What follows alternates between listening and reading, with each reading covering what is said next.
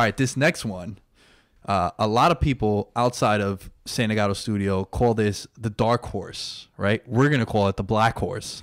Shout out to Johnny Petrop. So when Nick put the segment into the group chat, I copy and pasted it, and when I put it back in, I made it dark horse. I was confused. I didn't know what was going on. So for those of you guys listening, one time Johnny was, I forgot, it might have been Twitter or somewhere. My brother Johnny, by the way. Yeah. He Tacos and Liquor. At Johnny Petrop, now on Spotify, Tacos and Liquor. Get Cheap that. plug, get that out there.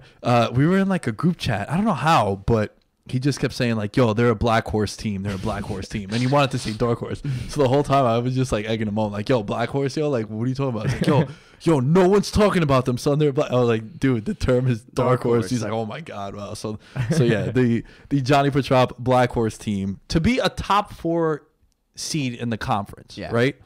I'm going to go with a team who they might not even make the playoffs if shit hits the fan, but yo, the Wizards. John Wall. Now this is a team that was an 8 seed last year. Yeah. But I think John Wall, Bradley Beal, I actually pegged them to be a top 3 seed last year. Wall got hurt. He was like my dark horse MVP pick. He was like 40-1. Definitely an odds play there. But I liked it because like for you to win MVP, there has to be a roadmap to you getting a top 3 seed historically. Unless you have a triple-double year like Russell Westbrook, which, yeah, I'm not letting it go. He shouldn't have been MVP. Anyway, the Wizards. I mentioned they're 5, so I'm not going to spend that much time. But, like, yo, if Dwight could give them something, it's clearly an upgrade from what Gortat was putting out there. And if, you know, the health, obviously it's the health. Yeah. But I think the Wizards could be a top 4 seed. I'm with you. Imp, who do you got? Milwaukee Bucks. And it doesn't really have much to do with the roster. It actually has something to do with the head coach, Mike Budenholzer, coach of the year with the Atlanta Hawks. Rumblings around the league are that nobody can do more with less than Mike Budenholzer, who is a disciple of Popovich. Yes, and think about that Hawks team that they won 60 games with. Who'd they have? They had no Jeff one. Teague and Kyle Korver. Yeah, Paul Millsap. Yeah, they had no one of Giannis's level, though. Yes. Where, like, Giannis is, like, all-NBA first team, second team at worst for, like, the next 10 years. And let's not forget, this is Giannis's, 5th year in the league? Yeah. He's only getting better. Yo, he's a baby. Yep. It's crazy. Right now, there was a coaches poll that said who would you want to start a franchise with at the moment, and Giannis Antetokounmpo was the number 1 answer. The Greek pronounces the Greek right. Antetokounmpo. Giannis. I think Antetokounmpo is not a Greek name, is it? It's not, no. No, His family is from Nigeria, I believe. Yeah, that sounds Nigerian. Born and Nigerian. raised in Greece. Oh, my bad. That was super Giannis. ignorant. of me. Giannis. My bad. But Giannis is a very Greek name. Yeah. Obviously, they've adopted the culture, and we've adopted them too. Oh, yeah. We love you, Giannis. Yeah. Chris Middleton. We've spoken about Brogdon.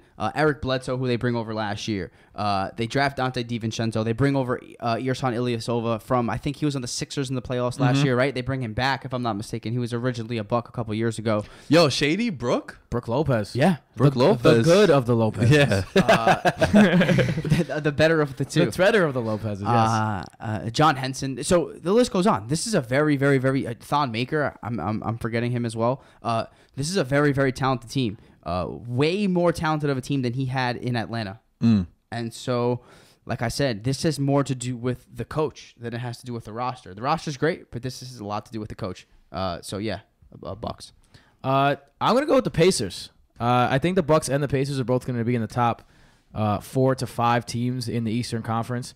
The reason I like the Pacers so much is because they're deep. They go 9 deep every night. You're talking about Bogdanovich, Darren Collison, Tyreek Evans, Doug McDermott, and Kyle O'Quinn. For those of you who weren't watching Knicks games, you don't know how good Kyle O'Quinn was last season. Really stepped his game up, lost a lot of weight, got in shape, and he was a beast on the glass. He used to make a lot of boneheaded plays, but the more he's played, the more he's gotten that out of his game. Really? I really like him at center. Yeah. Doug McDermott can pop a 3 anytime. Victor Oladipo, the younger Sabonis. Miles Turner continues to get better and better each year. I want to see him try and score a little more this year. And Thaddeus Young, I feel like, is one of the most underrated players in the NBA. Young Thaddeus. Young Thad. Young Thad. So I think, I think that this Pacers team, now that the coast is clear, and let's not forget the Pacers brought it to the Cavs last year too. Like they brought them to 6 games, 7 games. I think it went 7. It went 7, right? I remember I called that too. I was like, yo, they're going to go 7 with them. Yeah, so like they were another team that they definitely in that building feel like if LeBron James wasn't in the Eastern Conference, that they had as good a shot as anyone to get out of the Eastern Conference. They feel like that in that building. And that's all you really need. And I think the entire Eastern Conference is going to be playing with a different kind of pep in their step this year, knowing that it really is a possibility now. It's really on because, it's probably hard to play with that pep when what did LeBron James make the Eastern Conference playoffs, the Eastern Conference Finals like 9 years in a row or something like that? 8 years in a row. So when that happens, like you start to lose hope a little bit. Yeah. But now that light at the end of the tunnel is so visible, and there's going to be a lot of teams that feel like this is their time. And I feel like the Pacers are one of those teams that feel like this is their time. Yeah, I'm with you.